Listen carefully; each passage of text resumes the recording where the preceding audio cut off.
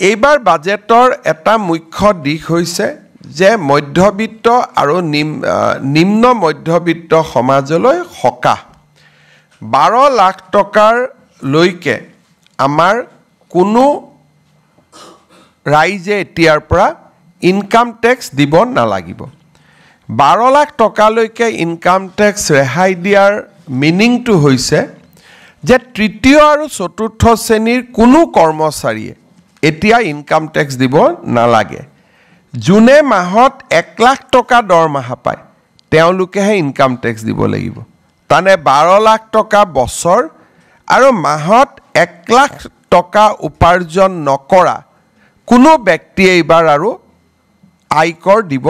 নালাগে ইয়াৰ ফলত মই এক প্ৰকাৰ দেখা পাওঁ যে আমাৰ চৰকাৰী কৰ্মচাৰী প্ৰায় সকলোৱে ট্যাক্স আউটাৰ পৰা যাৰ বহুত দিন চাকৰি হোৱা নাই বিশেষকৈ নতুনকৈ চাকৰিত যোগদান কৰা 5 বছৰ 10 বছৰ 15 বছৰ চাকৰি কৰা কোনো লোকে ইনকাম ট্যাক্স দিব নালাগিব ব্যক্তিগত খণ্ডটো উদ্যোগসমূহতো কাম কৰা খুব কম মানুহে ইনকাম ট্যাক্স দিব লাগিব এক প্ৰকাৰ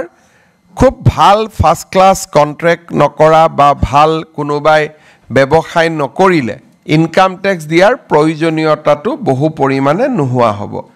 ই ভাৰতৰ মধ্যবিত্ত সমাজখনলৈ এক বিশাল সকাহ যদি আপোনালোকে কংগ্ৰেছ চৰকাৰৰ দিনত চাই 75 বছৰ বা 60 বছৰ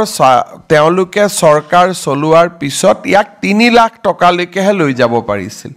মোদী ডাঙৰীয়াই প্ৰথমতে 5 লাখ তাৰ পিছত 7 লাখ এতিয়া 12 লাখ টকালৈকে ইনকাম টেক্সৰ পৰা সাধাৰণ ৰাইজক ৰেহাই দি মধ্যবিত্ত সমাজখনলৈ এক বহুত ডাঙৰ সকাহ দিবলৈ সক্ষম